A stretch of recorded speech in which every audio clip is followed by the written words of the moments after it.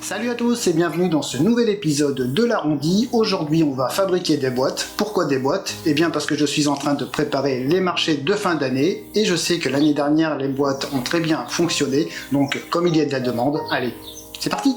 Donc pour fabriquer ces boîtes on va utiliser essentiellement des chutes de bois parce qu'on est toujours envahi par les chutes de bois. Là l'occasion se présente d'en éliminer un petit peu. Donc là j'ai du chêne en planche, j'ai du chêne ici massif, du contreplaqué, du pain en lamellé collé. Là c'est des chutes d'anciennes créations, il y a du contreplaqué aussi, et du lambris. Avec tout ça on va faire des boîtes multi-essence de bois et on va faire des formes différentes, enfin on va partir dans un petit délire bien sympa. Alors la première boîte elle va être en chêne, en contreplaqué et en chêne. Je vais venir d'abord nettoyer tout ça avec un grain 150 sur la ponceuse à bande. Ensuite je ferai mon collage. Le temps que ça sèche, on en commencera une autre.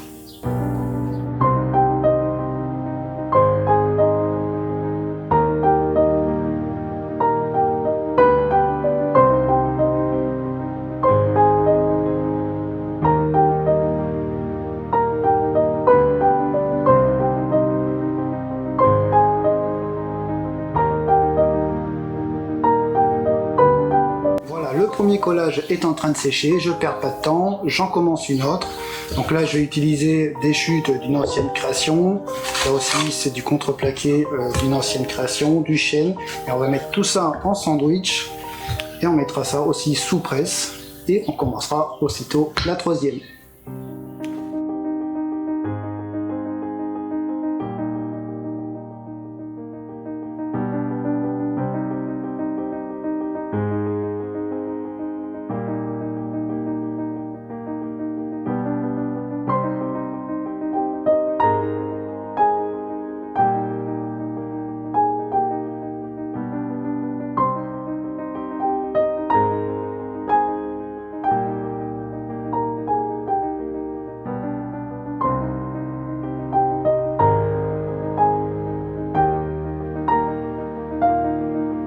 Pour la troisième boîte, je vais compliquer un petit peu la chose. Je vais couper des lamelles dans ce sens-là, sur ce bois massif. Je vais faire ça aussi avec du contreplaqué et du lamellé collé sur la scie à ruban. Allez, c'est parti!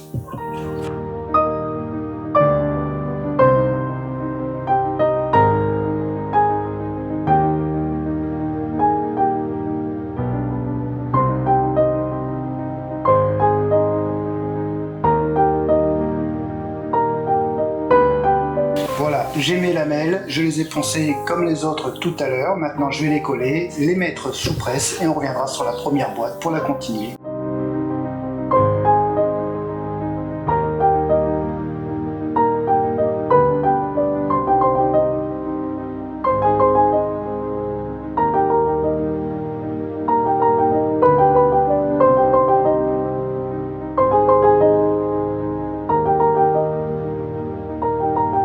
Voilà, on revient sur nos deux premières boîtes. Je vais maintenant tracer la forme qu'elles auront, c'est-à-dire rondes toutes les deux, même toutes les trois. Je vais faire 3 rondes, parce que c'est ce qui marche le mieux.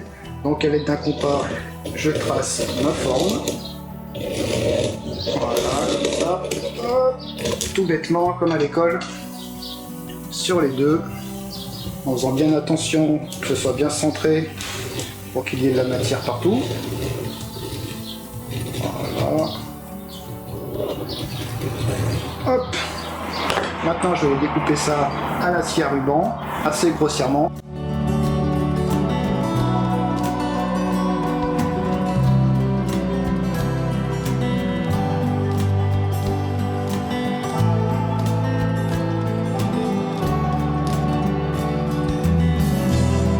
Voilà, mes deux boîtes sont dégrossies. Alors comme vous pouvez le voir, j'ai coupé droit tout autour, histoire de ne pas faire de chantournage sur la scie à ruban, parce que je trouve ça bien trop dangereux.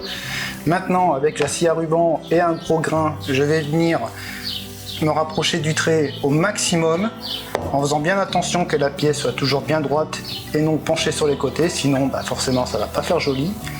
Et en prenant soin de garder le centre, parce qu'on va en avoir besoin juste après.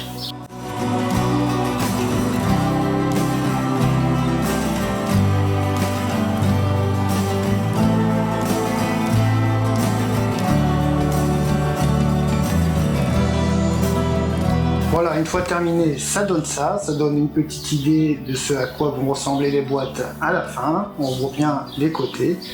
Maintenant, on va creuser l'intérieur. Pour ça, je reprends mon compas, je reprends mon centre. C'est pour ça qu'il était important de le garder. Je définis l'épaisseur du côté de ma boîte. Je trace mon cercle. Hop, de chaque côté. Sur l'autre, on fait la même chose.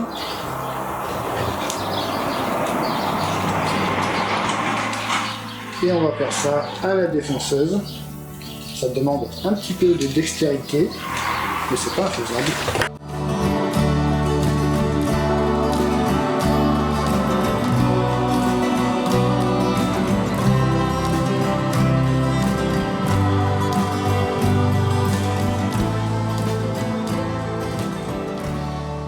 La première boîte est creusée, maintenant on va passer à la mise en forme de celle-ci. Il va falloir retrouver le centre sur le dessous de la boîte. Pour ça, technique très bien connue. Une équerre, un réglé. On pose l'équerre sur le côté du cercle. On trace un premier trait, on tourne la boîte, on remet l'équerre. On trace un autre trait et voilà, on a notre centre. Maintenant on va aller à la perceuse.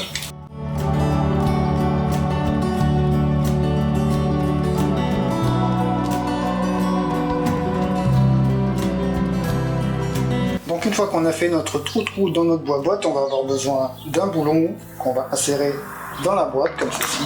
Hop, on fait dépasser de l'autre côté, on met une rondelle, on met l'écrou, on serre jusqu'au bout. Et on va monter ça sur la perceuse à colonne et lui faire prendre sa forme finale.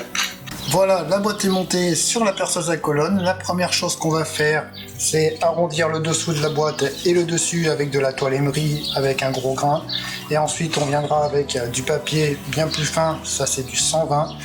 On va venir lisser tout ça et la faire briller un petit peu. Allez, c'est parti.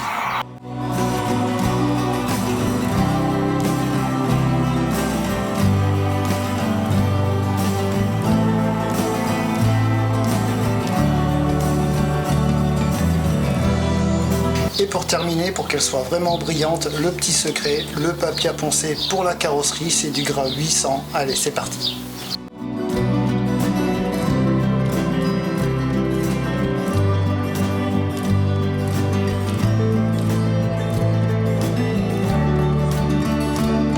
Alors on revient à l'établi, on inspecte la boîte, elle est bien lisse, elle brille, il y a des nuances de couleur bien sympas, ce qui veut dire que quand on va passer à l'huile de lin, tout ça va ressortir encore plus. Il reste un petit problème, le trou, qu'on va boucher tout de suite à l'aide d'un tourillon. Alors vous allez me dire, oh, ça fait pas très joli.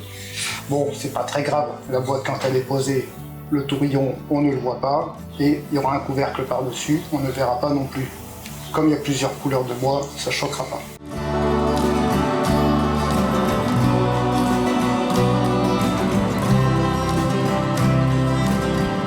Alors pour ce qui est de la boîte, pour le moment c'est terminé. On va se concentrer sur le couvercle et là je vais vous dispenser de quelques vidéos.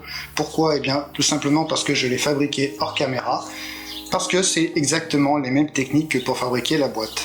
J'ai coupé dans une planche un cercle du même diamètre que la boîte, je l'ai percé, je l'ai arrondi sur la perceuse à colonne. La seule différence qu'il va y avoir, c'est que ici j'ai tracé le diamètre intérieur de la boîte que j'ai mesuré tout simplement avec un réglé, et tout le tour là on va venir le défoncer sur on va dire 5 mm pour que ça puisse s'emboîter dans la boîte. C'est parti.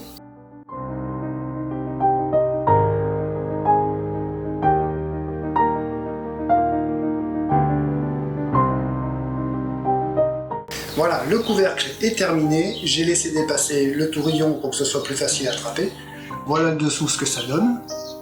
Bien évidemment, j'ai fait quelques ajustements parce que ça ne s'est pas emboîté du premier coup. Quant aux deux autres boîtes, est-il vraiment nécessaire de repartir sur 8 minutes de vidéo sachant que je vais employer exactement les mêmes techniques? Non, je ne pense pas. Vous avez compris le principe et c'est bien là le plus important. Alors je fais un petit bilan et ensuite je vous passe les photos des 3 boîtes terminées. Alors est-ce que ces boîtes de fabrication atypiques sont-elles difficiles à réaliser? Non, justement, je pense qu'elles conviennent très bien aux débutants. Pourquoi? Eh bien tout simplement parce qu'il n'y a pas d'assemblage. Certes, il faut avoir un petit peu de matériel, mais en prenant son temps, c'est très facilement réalisable.